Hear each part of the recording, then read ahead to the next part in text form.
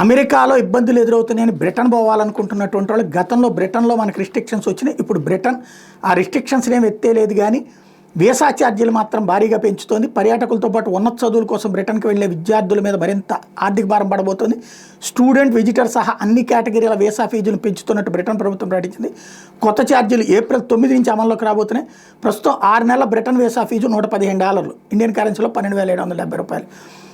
10% పెరిగి £127, $14,103. పెద్దగా పట్టించుకోరు మన వాళ్ళు. బ్రిటన్ దాకా వెళ్ళేవాడికి 14,000 పెద్ద లెక్కే ఉంది. 2 ఏళ్ల కాల పరిమితి వీసా రుసుము కూడా పెరిగింది. విద్యార్థి వీసాలపైన ఈ పెరుగుదల ప్రభావం కనిపించబోతుంది.